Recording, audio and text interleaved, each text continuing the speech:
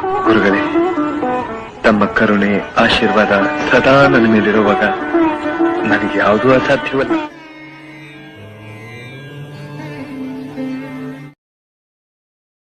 ನಮಸ್ಕಾರ ಫ್ರೆಂಡ್ಸ್, ನಾನು ಶ್ವೇತಾ ರಾಜೇಂದ್ರನ್ ಮಾತಾಡ್ತಾ ಇರೋದು. ಲಕ್ಷ್ಮಿತಾ ರಾಯರ ಮಗಳು ಕನ್ನಡ ಯೂಟ್ಯೂಬ್ ಚಾನಲ್ಗೆ ತಮ್ಮೆಲ್ಲರಿಗೂ ಆತ್ಮೀಯವಾದ ಸ್ವಾಗತ.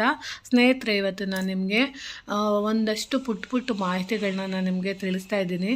ಸರ್ವೇ ಸಾಮಾನ್ಯವಾಗಿ ನಿಮಗೂ ಗೊತ್ತಿರುತ್ತೆ, ಆದ್ರೂ ನಾನು ಇವತ್ತು ಯಾಕೆ ತಿಳಿಸ್ತಾ ಇದ್ದೀನಿ ಅಂದರೆ, ಸ್ನೇಹಿತರೆ, ಇಂಥ ವಿಶೇಷವಾದ ಅಮಾವಾಸ್ಯೆ ದಿನಗಳಲ್ಲಿ ನಾವು ನಮ್ಮ ಮನೆಯಲ್ಲಿರುವಂಥ ಚಿಕ್ಕ ಪುಟ್ಟ ವಸ್ತುಗಳನ್ನು ನಾವು ಈ ರೀತಿ ಬಳಸ್ಕೊಳ್ಳೋದ್ರಿಂದ ಖಂಡಿತವಾಗ್ಲೂ ನಮ್ಮ ಮನೆಯಲ್ಲಿರುವಂಥ ಋಣಾತ್ಮಕ ಶಕ್ತಿಗಳನ್ನು ಹೋಗ್ಲಾಡಿಸೋದಕ್ಕೆ ಇದು ಶಕ್ತಿಗೆ ಈ ಕೆಲಸ ಮಾಡುತ್ತೆ, ಇದು ನಮಗೆ ಸಹಾಯ ಮಾಡುತ್ತೆ. ಅದಕ್ಕೋಸ್ಕರ ನಾನು ಈ ಟಿಪ್ಸ್ಗಳನ್ನ ನಿಮಗೆ ಹೇಳ್ಕೊಡ್ತಾ ಇದ್ದೀನಿ.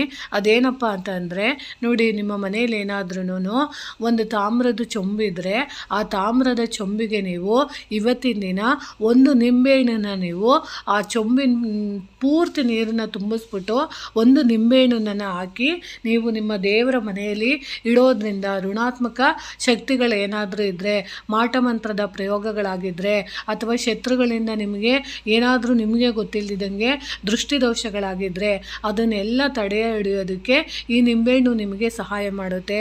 ಅದಕ್ಕೋಸ್ಕರ ನೀವು ಇದೊಂದು ಪುಟ್ಟ ಉಪಾಯನ ಖಂಡಿತವಾಗ್ಲೂ ಇವತ್ತಿನ ದಿನ ಮಾಡ್ಕೊಳ್ಳಿ. ಯಾಕಂದರೆ ಅಮಾವಾಸ್ಯೆ ಟೈಮ್ಗಳಲ್ಲಿ ನಾವು ಇಂಥ ಪ್ರಯೋಗಗಳನ್ನ ಮಾಡ್ಕೊಳ್ಳೋದ್ರಿಂದ ಖಂಡಿತವಾಗ್ಲೂ ನಮ್ಮ ಮನೆಯಲ್ಲಿ ಪಾಸಿಟಿವ್ ಎನರ್ಜಿ ಅನ್ನೋದು ಸ್ಟಾರ್ಟ್ ಆಗುತ್ತೆ. ಯಾಕಂದರೆ ನಿಮಗೂ ಗೊತ್ತಿರುತ್ತೆ, ಆದರೆ ಕೆಲವೊಬ್ಬರು ಅದನ್ನು ಮಾಡ್ಕೊತಾರೆ, ಕೆಲವೊಬ್ಬರು ಅದನ್ನು ಮಾಡ್ಕೊಳ್ಳೋದಿಲ್ಲ. ಆದರೆ ಈ ಚಿಕ್ಕ ವಸ್ತುಗಳಿಂದ ನಾವು ಒಂದೊಂದನ್ನು ಪುಟ್ಟ ತಂತ್ರ ಮಾಡಿಕೊಂಡಾಗ ಖಂಡಿತವಾಗ್ಲೂ ಮನೆಗೆ ಅಭಿವೃದ್ಧಿ ಅನ್ನೋದಾಗುತ್ತೆ. ಯಾಕಂದರೆ ನಾವು ಆಚೆ ಓಡಾಡ್ತಾ ಇರ್ತೀವಿ, ಒತ್ತಡದ ಜೀವನ ಇರುತ್ತೆ, ಅಂಥದ್ರ ಮಧ್ಯದಲ್ಲಿ ನಾವು ಇಂಥ ಚಿಕ್ಕ ಪುಟ್ಟ ವಿಚಾರಗಳನ್ನ ಖಂಡಿತವಾಗ್ಲೂ ಮರ್ತಿರ್ತೀವಿ. ಅದಕ್ಕೋಸ್ಕರ ನೀವು ಒಂದು ತಾಮ್ರದ ಚೊಂಬು ತಗೊಂಡು ಅದ್ರ ತುಂಬ ಶುದ್ಧವಾದದ್ದು ನೀರು ತುಂಬಿಸಿ ಅದ್ರ ಒಳಗೆ ಒಂದು ನಿಂಬೆಹಣ್ಣು ಹಾಕ್ಬಿಟ್ಟು ದೇವರ ಮನೆಯಲ್ಲಿ ಇಟ್ಟು ಇವತ್ತಿನ ಪೂರ್ತಿ ಇಟ್ಬಿಡಬೇಕು, ರಾತ್ರಿ ಪೂರ ಇಡಬೇಕು. ಬೆಳಗ್ಗೆ ಅದನ್ನು ತಗೊಂಡೋಗಿ ಆ ನೀರು ಮತ್ತು ನಿಂಬೆಹಣ್ಣನ್ನು ನೀವು ಆಚೆ ಹರ್ಚಬೇಕಾಗುತ್ತೆ. ಹಸಿರು ಗಿಡಗಳ ಮೇಲೆ ನೀವು ಹರ್ಚೋದ್ರಿಂದ ಖಂಡಿತವಾಗ್ಲೂ ಪ್ರತಿ ಶುಕ್ರವಾರ, ಮಂಗಳವಾರ, ಅಮಾವಾಸ್ಯೆ, ಹುಣ್ಣಿಮೆ ಟೈಮ್ಗಳಲ್ಲಿ ಈ ರೀತಿ ನೀವು ಮಾಡೋದ್ರಿಂದ ಮನೆಯಲ್ಲಿರೋ ಅಂಥ ಋಣಾತ್ಮಕ ಶಕ್ತಿಗಳೆಲ್ಲ ಆಚೆ ಹೋಗುತ್ತೆ. ಮನೆಯಲ್ಲಿ ಶಾಂತಿ ವಾತಾವರಣ ಅನ್ನೋದು ಖಂಡಿತವಾಗ್ಲೂ ನೆಲೆಸೋದಕ್ಕೆ ಇದು ಸಹಾಯ ಮಾಡುತ್ತೆ. ಖಂಡಿತವಾಗ್ಲೂ ಈ ನಿಂಬೆಹಣ್ಣಿನ ಉಪಯೋಗನ ಖಂಡಿತವಾಗ್ಲೂ ಮಾಡ್ಕೊಳ್ಳಿ. ಅದಾದಮೇಲೆ ನೀವು ಬೂದುಗುಂಬಳಕಾಯಿ ಇರುತ್ತಲ್ವ, ಆ ಬೂದುಗುಂಬಳಕಾಯಿನ ನೀವು ಒಂದು ಬೂದುಗುಂಬಳಕಾಯಿನ ಖಂಡಿತವಾಗ್ಲೂ ತೊಗೊಂಬನ್ನಿ. ಅದರಲ್ಲೂ ಅಮಾವಾಸ್ಯೆ, ಪೌರ್ಣಮಿ, ಹುಣ್ಣಿಮೆ ದಿನಗಳಲ್ಲಿ ಶುಕ್ರವಾರ, ಮಂಗಳವಾರದ ಸಮಯದಲ್ಲಿ ಆ ಬೂದುಗುಂಬಳಕಾಯಿನ ನೀವು ತಂದು ದೇವರ ಮುಂದೆ ಇಟ್ಟು ಪೂಜೆ ಮಾಡಿ, ಅರಿಶಿಣ ಕುಂಕುಮ ಎಲ್ಲನೂ ನೀವು ಪೂಜೆ ಮಾಡಿ, ತದನಂತರ ಅದನ್ನು ನಿಮ್ಮ ಮನೆಯಲ್ಲಿರೋ ಅಂಥ ಈಶಾನ್ಯ ಮೂಲೆಗೆ ಕಟ್ಟೋದ್ರಿಂದ ಖಂಡಿತವಾಗ್ಲೂ ನಿಮ್ಮ ಮನೆಗೆ ಲಕ್ಷ್ಮಿ ಅನುಗ್ರಹ ಖಂಡಿತವಾಗ್ಲೂ ಆಗುತ್ತೆ. ಅಕಸ್ಮಾತ್ ನಿಮಗೆ ಶತ್ರುಗಳಿಂದ ಕಾಟ ಆಗಿ ಮಾಟ ಮಂತ್ರದ ಪ್ರಯೋಗ ಆಗಿದ್ದರೆ ಆ ಬೂದುಗುಂಬಳಕಾಯಿನ ನೀವು ಈಶಾನ್ಯ ಮೂಲೆಯಲ್ಲಿ ಅದು ಕಪ್ಪು ದಾರದಿಂದ ಕಟ್ಟಿದ್ದೇ ಆದರೆ ಅದು ನಿಮಗೆ ಆ ದೋಷಗಳನ್ನೆಲ್ಲ ಅದು ಹೀರಿಕೊಂಡು ನಿಮಗೆ ಪಾಸಿಟಿವ್ ಎನರ್ಜಿ, ಮನೆಗೆ ಒಳ್ಳೆ ಉತ್ತಮವಾದ ಆರ್ಥಿಕಾಭಿವೃದ್ಧಿ ಮಾಡೋದಕ್ಕೆ ಅದು ಸಹಾಯ ಮಾಡುತ್ತೆ. ಯಾಕಂದರೆ ಅದನ್ನು ನೀವು ಈಶಾನ್ಯ ಮೂಲೆಯಲ್ಲಿ ನೀವು ಕಟ್ಟಬೇಕಾಗುತ್ತೆ.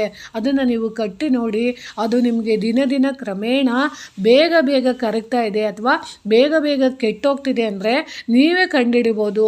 ಅದರಿಂದ ನಮ್ಮ ಮನೆಗೆ ಜಾಸ್ತಿ ಮಾಟಮಂತ್ರದ ಪ್ರಯೋಗ ಆಗಿದೆ, ದೃಷ್ಟಿದೋಷಗಳಾಗಿದೆ, ಅಥವಾ ನಮ್ಮ ಮನೆಗೆ ಏನೋ ಒಂದು ಕೆಡುಕಾಗಿದೆ ಅನ್ನೋದು ಅದು ಬೂದುಗುಂಬಳಕಾಯಿ ನೀವು ಕಟ್ಟಿದ ನಂತರ ಅದು ನಿಮಗೆ ಗೊತ್ತಾಗುತ್ತೆ. ಅಕಸ್ಮಾತ್ ಅದು ಕೆಡ್ತಾ ಇಲ್ಲ, ಚೆನ್ನಾಗಿದೆ, ದಿನಕ್ರಮೇಣ ನೋಡ್ತಾನೆ ಚೆನ್ನಾಗಿದೆ ಅಂದರೆ ಅದು ನಿಮ್ಮ ಮನೆ ಚೆನ್ನಾಗಿದೆ, ಸೇಫ್ ಆಗಿದೆ, ಯಾವುದೇ ರೀತಿ ದೃಷ್ಟಿದೋಷ ಆಗಿಲ್ಲ, ಯಾವುದೇ ರೀತಿ ಮಾಟಮಂತ್ರದ ಪ್ರಯೋಗ ಆಗಿಲ್ಲ ಅನ್ನೋದನ್ನ ನೀವೇ ಕೂಡ ಸ್ವತಃ ಅರ್ಥ ಮಾಡ್ಕೊಬೋದು.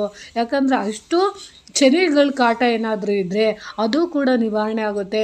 ಗ್ರಹ ಬಾಧೆಗಳಿದ್ದರೆ ಅದು ಕೂಡ ನಿವಾರಣೆ ಆಗೋದಕ್ಕೆ ಸಹಾಯ ಮಾಡುತ್ತೆ. ಆಮೇಲೆ ಮೃತ್ಯು ಕಂಟಕಗಳಿದ್ದರೆ, ಮನೆಯಲ್ಲಿ ಏನಾದರೂ ಆರೋಗ್ಯ ಸಮಸ್ಯೆಗಳಿದ್ದರೆ, ಅನಾರೋಗ್ಯ ಸಮಸ್ಯೆಗಳಿದ್ದರೆ ಅದು ಮುಂದೆ ನಿಮಗೆ ಆ ಇನ್ಯಾವುದೋ ಮೃತ್ಯು ಕಂಟಕಗಳನ್ನ ತಡೆಯೋದಕ್ಕೆ ಅದು ಸಹಾಯ ಮಾಡುತ್ತೆ. ಇದನ್ನು ನೀವು ಖಂಡಿತವಾಗ್ಲೂ ಉಪಯೋಗಿಸ್ಕೊಳ್ಳಿ ಅಂತ ತಿಳಿಸ್ತೀನಿ. ಆಮೇಲೆ ಇನ್ನೊಂದು ಏನು ಮಾಡ್ಬೋದು ಅಂದರೆ, ಸ್ನೇಹಿತರೆ, ಸರ್ವೇ ಸಾಮಾನ್ಯವಾಗಿ ಅಡುಗೆ ಮನೆಗಳಲ್ಲಿ ನಾವು ಉಪಯೋಗಿಸುವಂಥ ಹಸಿಮೆಣಸಿನ್ಕಾಯಿ ಇದ್ದೇ ಇರುತ್ತೆ. ಆ ಹಸಿಮೆಣಸಿನ್ಕಾಯಿನ ನೀವು ಒಂದು 7ನ ನೀವು ತಗೊಂಡು ಮನೆಗೆ ನೀವು ಹಳದಿ ದಾರ ಇರುತ್ತಲ್ಲ, ಆ ಹಳದಿ ದಾರಕ್ಕೆ ನೀವು 7 ಹಸಿಮೆಣಸಿನ್ಕಾಯಿನ 6 ಥರ ಪೋಣಿಸ್ಬಿಟ್ಟು ಅದ್ರ ಮೇಲೆ ಒಂದು ನಿಂಬೆಹಣ್ಣ ನೀವು ಪೋಣಿಸ್ಬಿಟ್ಟು ನಿಮ್ಮ ಮನೆ ಬಾಗಿಲಿಗೆ ನೀವು ಕಟ್ಟೋದ್ರಿಂದ ಖಂಡಿತವಾಗ್ಲೂ ನಿಮ್ಮ ಮನೆಯಲ್ಲಿರೋ ಅಂಥ ಋಣಾತ್ಮಕ ಶಕ್ತಿಗಳಿದ್ದರೆ ಅದು ಖಂಡಿತವಾಗ್ಲೂ ನಿವಾರಣೆ ಆಗುತ್ತೆ. ಯಾಕಂದರೆ ಯಾರ ಕಣ್ಣು ಯಾವಾಗ ಮನೆ ಮೇಲೆ ಬಿದ್ದಿರುತ್ತೆ ಅಂತ ಗೊತ್ತಿರೋದಿಲ್ಲ. ಅಂಥವರು ನಮ್ಮ ಮನೆಗೆ ಮಾಟ ಮಂತ್ರ ಮಾಡಿಸಿದ್ರೆ ಅದೆಲ್ಲ ನಿವಾರಣೆ ಆಗಿ ಮಕ್ಕಳ ಆರೋಗ್ಯ ಚೆನ್ನಾಗಿದ್ದು ಮಕ್ಕಳಿಗೆ ಕಣ್ದೃಷ್ಟಿ ಆಗ್ತಾ ಇರುತ್ತೆ, ಮಕ್ಕಳು ತುಂಬ ಚೆನ್ನಾಗಿ ಓದ್ತಾ ಇರ್ತಾರೆ. ಆದರೆ ಪಕ್ಕದ ಮನೆಯವರು ಅದನ್ನು ನೋಡಿ ಸಹಿಸೋಕ್ಕಾಗ್ದಲೇ ಮಕ್ಕಳಿಗೆ ಏನಾದರೂ ಮಾಟ ಮಂತ್ರದ ಪ್ರಯೋಗ ಮಾಡಿದರೆ ಅಥವಾ ಕಣ್ಣು ದೃಷ್ಟಿ ಆಗಿದ್ರೆ, ಹೊಟ್ಟೆ ಕಿಚ್ಚು ಪಡ್ತಾ ಇದ್ದರೆ ಅದೆಲ್ಲ ನಿವಾರಣೆ ಆಗಬೇಕು ಅಂದರೆ ನಾವು ಮೆಣಸಿನಕಾಯಿ, ಅದರಲ್ಲೂ ಹಸಿಮೆಣಸಿನ್ಕಾಯಿನ ನಾವು ನಿಂಬೆಹಣ್ಣಿನ ಜೊತೆ ಸೇರಿಸ್ಬಿಟ್ಟು ಮನೆ ಬಾಗಿಲಿಗೆ ಕಟ್ಟೋದ್ರಿಂದ ಖಂಡಿತವಾಗ್ಲೂ ನಮಗೆ ಆ ರೀತಿ ಋಣಾತ್ಮಕ ಶಕ್ತಿಗಳಿದ್ದರೆ ಅದು ಖಂಡಿತವಾಗ್ಲೂ ನಿವಾರಣೆ ಆಗುತ್ತೆ. ಅಕಸ್ಮಾತ್ ನಿಮಗೆ ಕೋರ್ಟ್ ಕಚೇರಿ ಕೆಲಸಗಳಲ್ಲೆಲ್ಲ ನೀವು ಸಕ್ಸಸ್ ಕಾಣಬೇಕು ಅಂದರೆ, ಯಶಸ್ಸು ಕಾಣಬೇಕು ಅಂದರೆ ನೀವು ಇನ್ನೊಂದು ಏನು ಮಾಡ್ಬೋದು ಅಂದರೆ ಬೆಳ್ಳುಳ್ಳಿನ ನೀವು ಹಳದಿ ದಾರಗಳಲ್ಲಿ ನೀವು ಕಟ್ಟಿಸಿ, ಅಂದರೆ ಅದನ್ನು ಸಹ 6 ಥರ ನೀವು ಪೋಣಿಸಿ ಮನೆ ಬಾಗಿಲಿಗೆ ನೀವು ಕಟ್ಟೋದ್ರಿಂದ ಖಂಡಿತವಾಗ್ಲೂ ನಿಮ್ಮ ಮನೆಯಲ್ಲಿ ನೆಗೆಟಿವ್ ಥಾಟ್ಸ್ ಇದ್ದರೆ ಹೋಗುತ್ತೆ, ಅಪಮೃತ್ಯು ದೋಷಗಳಿದ್ದರೆ ಹೋಗುತ್ತೆ.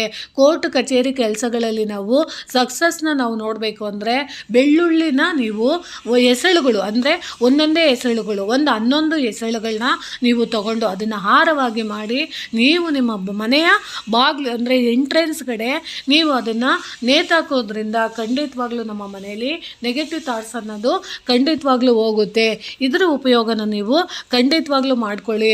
ಆಮೇಲೆ ನೀವು ಬಿಳಿ ಸಾಸಿವೆ ಅಂತ ಸಿಗುತ್ತೆ, ಆ ಬಿಳಿ ಸಾಸಿವೆನ ನೀವು ಮನೆಗಳ ಮುಂದೆ ನೀವು, ಅದರಲ್ಲೂ ಅಮಾವಾಸ್ಯೆ ಟೈಮ್ಗಳಲ್ಲಿ ಶುಕ್ರವಾರದ ದಿನಗಳಲ್ಲಿ ನೀವು ಮನೆಗೆ ಒಂದು ಹಿಡಿ ಬಿಳಿ ಸಾಸಿವೆನ ಕೈಯಲ್ಲಿ ಹಿಡ್ಕೊಂಡು ನಿಮ್ಮ ಮನೆಯ ಮೂಲೆ ಅಡುಗೆ ರೂಮ್ ಇರ್ಬೋದು, ಬಾತ್ರೂಮ್ ಇರ್ಬೋದು, ಬಚ್ಚಲ್ ರೂಮ್ ಇರ್ಬೋದು, ಬೆಡ್ರೂಮ್ ಇರ್ಬೋದು, ದೇವರ ರೂಮ್ ಇರ್ಬೋದು, ಹಾಲ್ ಇರ್ಬೋದು, ನಿಮ್ಮ ಮನೆಯಲ್ಲಿರೋಂಥ ಪ್ರತಿಯೊಬ್ಬ ಸದಸ್ಯರು ಕೂಡ ನೀವೇ ಪ್ರತಿಯೊಂದು ಮನೆಗೂ ಪ್ರತಿಯೊಬ್ಬರಿಗೂ ನೀವು ದೃಷ್ಟಿನ ತಕ್ಕೊಂಡು ನೀವು ಅದನ್ನು ನೀವು ಬಾಗಿಲು ಮುಂದೆ ನಿಂತ್ಕೊಂಡು 3 ಸರಿ ನೀವು ಅದಕ್ಕೆ ಉಫ್ ಅಂತ ಅಂದ್ಬಿಟ್ಟು ನೀವು ಹರಿಯೋ ನೀರಿಗೆ ಹಾಕ್ಬೋದು, ಇಲ್ಲ ಅಂದರೆ ಒಂದು ಹಸಿರು ಗಿಡಕ್ಕೆ ತಗೊಂಡೋಗಿ ಹಾಕ್ಬೋದು. ಅಥವಾ ನಿಮ್ಮ ಮನೆಯಲ್ಲಿ ಬಚ್ಚಿಲ ರೂಮಲ್ಲಿ ನೀವು ಬೆಂಕಿಯಿಂದ ಏನಾದ್ರೂ ಅಡುಗೆ ಮಾಡ್ತಿದ್ರೆ ಅದನ್ನು ಬೆಂಕಿಗೆ ಹಾಕೋದ್ರಿಂದ ನಿಮ್ಮ ಮನೆಯಲ್ಲಿರೋವಂಥ ನೆಗೆಟಿವ್ ಥಾಟ್ಸ್ ಇರ್ಬೋದು, ಮೈಂಡ್ ಸೆಟ್ ಇರ್ಬೋದು, ಮಾನಸಿಕ ಹಿಂಸೆ ಇರ್ಬೋದು, ಅದು ಖಂಡಿತವಾಗ್ಲೂ ನಿವಾರಣೆ ಆಗೋದಕ್ಕೆ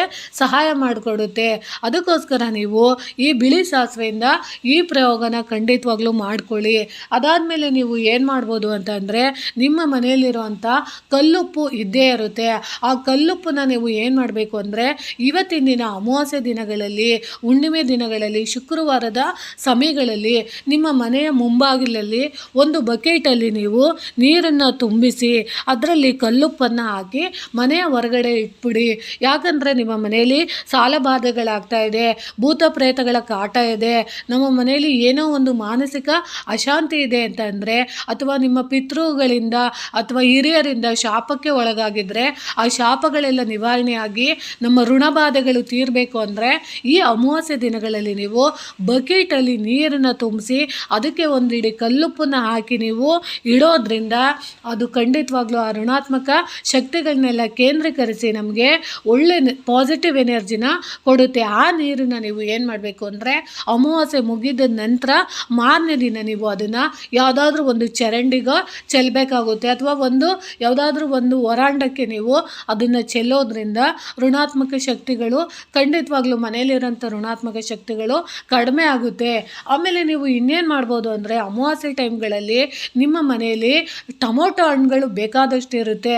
ಆ ಟೊಮೊಟೊ ಹಣ್ಣನ್ನು ನೀವು ಹಿಡ್ಕೊಂಡು ಅದರ ಮೇಲೆ ಒಂದು ಕರ್ಪೂರನ ನೀವು ಇಟ್ಟು ಅದನ್ನು ನೀವು ಮನೆಗೆ ಸುತ್ತ 3 ಸುತ್ತು ನೋಡಿ, ಒಂದು 3 ಸುತ್ತು ನೀವು ಆ ಟೊಮೊಟೊನ ದೃಷ್ಟಿ ತೆಗೆದು ಅದನ್ನು ನೀವು ಮನೆಯಿಂದ ಆಚೆ ಬಿಸಾಕೋದ್ರಿಂದ ಖಂಡಿತವಾಗ್ಲೂ ನಿಮ್ಮ ಮನೆಯಲ್ಲಿ ನೆಗೆಟಿವ್ ಥಾಟ್ಸ್ ಇದ್ದರೆ ಅದು ಕೂಡ ನಿವಾರಣೆ ಆಗುತ್ತೆ.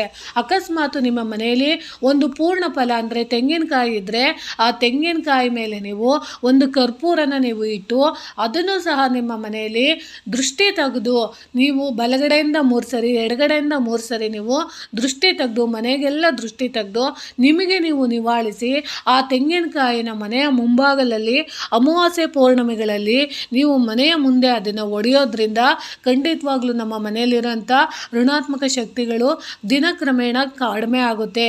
ಈ ಪ್ರಯೋಗಗಳನ್ನ ಈ ವಸ್ತುಗಳಿಂದ ಖಂಡಿತವಾಗ್ಲೂ ಮಾಡ್ಕೊಳ್ಳಿ. ಸಾಧ್ಯವಾದಷ್ಟು ಇವತ್ತಿನ ದಿನ ನೀವು ನಿಮ್ಮ ಮನೆ ಮುಂದೆ ಬೇವಿನ ಸೊಪ್ಪು ಸಿಗುತ್ತೆ. ಅದನ್ನು ನೀವು ಅಟ್ಲೀಸ್ಟ್ ಒಂದೆರಡು ಕಡ್ಡಿ ಅಥವಾ 3 ಕಡ್ಡಿನ ನೀವು ಅಮಾವಾಸ್ಯೆ ಟೈಮ್ಗಳಲ್ಲಿ ನೀವು ಮನೆಯ ಮುಂಭಾಗಲಿಗೆ ಕಟ್ಟೋದ್ರಿಂದ ಖಂಡಿತವಾಗ್ಲೂ ನಮ್ಮ ಮನೆಯಲ್ಲಿ ಆಯಸ್ಸು ಆರೋಗ್ಯ ಅನ್ನೋದು ಅಭಿವೃದ್ಧಿ ಆಗುತ್ತೆ. ಯಾಕಂದರೆ ರಾಹು ಮತ್ತು ಕೇತುಗಳ ಕಾಟದಿಂದ ಅಪಮೃತ್ಯು ದೋಷಗಳು ಮನೆಯಲ್ಲಿ ಬರ್ತಾ ಇದ್ದರೆ ಅದೆಲ್ಲ ನಿವಾರಣೆ ಆಗೋದಕ್ಕೆ ಈ ಬೇವಿನ ಸೊಪ್ಪು ನಮಗೆ ತುಂಬಾ ಹೆಲ್ಪ್ ಮಾಡುತ್ತೆ.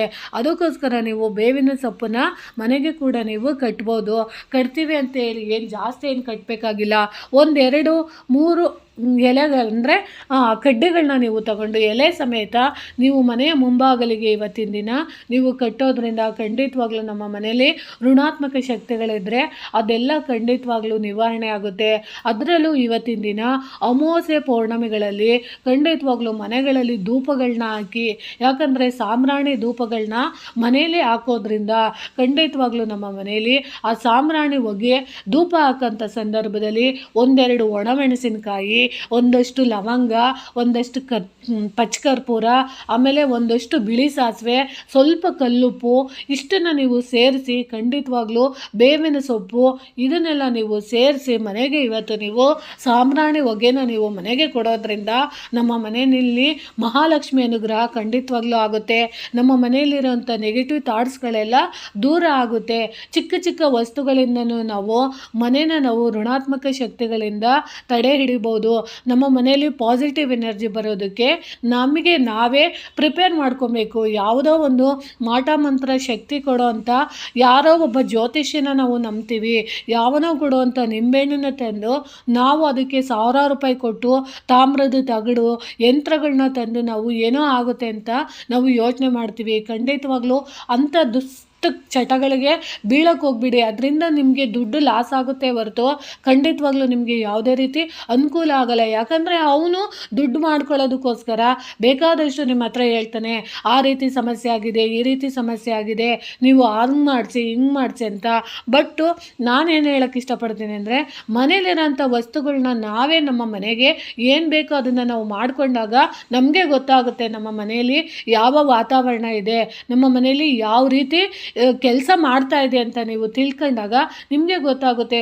1 ವಾರ ಮಾಡಿ ನೋಡಿ, 2 ವಾರ ಮಾಡಿ ನೋಡಿ, ದಿನ ಮಾಡ್ತಾ ಹೋದಾಗ ವಾರನೂ ನಿಮ್ಮ ಮನೆಯಲ್ಲಿರೋ ಅಂಥ ವಾತಾವರಣದ ಬದಲಾವಣೆ ಆಗುತ್ತೆ. ಮನೆಯಲ್ಲಿರೋಂಥ ಸದಸ್ಯರು ಮನಸ್ಸು ಮತ್ತು ನಡವಳಿಕೆಗಳು ಚೇಂಜ್ ಆಗುತ್ತೆ. ಆವಾಗ ಗೊತ್ತಾಗುತ್ತೆ ನಮ್ಮ ಮನೆಯಲ್ಲಿ ಈ ಥರದ್ದು ಋಣಾತ್ಮಕ ಶಕ್ತಿಗಳಿತ್ತು, ಅದೆಲ್ಲ ದಿನ ಕ್ರಮೇಣ ಆಗುತ್ತೆ ಅನ್ನೋದನ್ನ ನೀವು ಅರ್ಥ ಮಾಡ್ಕೋಬೇಕು. ಅದರಲ್ಲೂ ಇವತ್ತಿನ ದಿನ ಅಮಾವಾಸ್ಯೆ ಟೈಮ್ಗಳಲ್ಲಿ ಮಹಾಲಕ್ಷ್ಮಿ ಅನುಗ್ರಹ ಆಗಬೇಕು ಅಂದರೆ ಖಂಡಿತವಾಗ್ಲೂ ನೀವು ಮಹಾಲಕ್ಷ್ಮಿಗೆ ಸಾಧ್ಯವಾದಷ್ಟನ್ನು ಮನೆಯಲ್ಲಿ ನೀವು, ಅದರಲ್ಲೂ ನೀವು ಸಂಜೆ ಸಮಯದಲ್ಲಿ ನೀವು ಈ ಅಮಾವಾಸ್ಯೆ ಟೈಮ್ಗಳಲ್ಲಿ ರಾತ್ರಿ ಸಮಯದಲ್ಲಿ ನೀವು ದೀಪ ಹಚ್ಚೋದ್ರಿಂದ ಖಂಡಿತವಾಗ್ಲೂ ಮಹಾಲಕ್ಷ್ಮಿಗೆ ತುಂಬ ಖುಷಿ ಆಗುತ್ತೆ. ಅದರಲ್ಲೂ ಮುಖ್ಯವಾಗಿ ನೀವು ಕಮಲದ ಹೂವು ಇರುತ್ತಲ್ಲ, ಆ ಕಮಲದ ಹೂವನ್ನ ನೀವು ಇಟ್ಟು ಇವತ್ತಿನ ದಿನ ಅದರ ಮೇಲೆ ನೀವು ಕುಂಕುಮಾರ್ಚನೆ ಮಾಡಿ, ಆ ಕುಂಕುಮ ಇರುತ್ತಲ್ಲ ಆ ಕುಂಕುಮನ ನೀವು ಒಂದು ಚಿಟಿಕೆನ ನೀವು ತಗೊಂಡು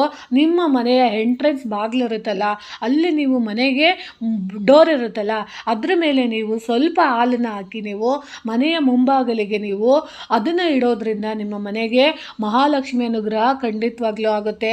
ಯಾಕೆ ಹೇಳ್ತಿದ್ದೀನಿ ಅಂದರೆ, ನೀವು ಕುಂಕುಮಾರ್ಚನೆ ಮಾಡಿದಂಥ ಕುಂಕುಮದಲ್ಲಿ ಮಹಾಲಕ್ಷ್ಮಿ ಸಾನ್ನಿಧ್ಯ ಇರುತ್ತೆ. ಆ ಕುಂಕುಮನ ನೀವು ಇವತ್ತು ಶುಕ್ರವಾರದ ಸಂಜೆ ಸಮಯದಲ್ಲಿ ಅಂದರೆ ರಾತ್ರಿ ಸಮಯದಲ್ಲಿ ನೀವು ಪೂಜೆ ಮಾಡಿ, ಆ ರಾತ್ರಿನೇ ನೀವು ಮನೆಯ ಬಾಗಿಲಿಗೆ ನೀವು ಹಾಲಿನಿಂದ ಕಲಸಿ ನೀವು ಒಂದು ಬಟ್ಟನ್ನ ಇಡೋದ್ರಿಂದ ಖಂಡಿತವಾಗ್ಲೂ ಮಹಾಲಕ್ಷ್ಮಿ ಅನುಗ್ರಹ ಸದಾ ನಮ್ಮ ಮನೆಯಲ್ಲಿ ಇರುತ್ತೆ. ಈ ಪುಟ್ಟ ಪುಟ್ಟ ಉಪಾಯಗಳನ್ನ ಖಂಡಿತವಾಗ್ಲೂ ಮಾಡ್ಕೊಳ್ಳಿ ಅಂತ ತಿಳಿಸ್ತೀನಿ ಸ್ನೇಹಿತರೆ. ಈ ಮಾಹಿತಿ ನಿಮಗೆ ಇಷ್ಟ ಆಗಿದ್ದರೆ ದಯವಿಟ್ಟು ನನ್ನ ಚಾನಲ್ನ ಸಬ್ಸ್ಕ್ರೈಬ್ ಮಾಡ್ಕೊಂಡು ನೋಡಿ, ಹೆಚ್ಚೆಚ್ಚು ವಿಡಿಯೋನ ಶೇರ್ ಮಾಡಿ ಮತ್ತು ಲೈಕ್ ಮಾಡಿ. ಹೊಸದಾಗಿ ಯಾರಾದರೂ ನೋಡ್ತಿದ್ರೆ ದಯವಿಟ್ಟು ನನ್ನ ಚಾನಲ್ನ ಸಬ್ಸ್ಕ್ರೈಬ್ ಮಾಡ್ಕೊಂಡು ನೋಡಿ ಅಂತ ತಿಳಿಸ್ತೀನಿ. ಪ್ರೀತಿಯ ಧನ್ಯವಾದಗಳು ಸ್ನೇಹಿತರೆ.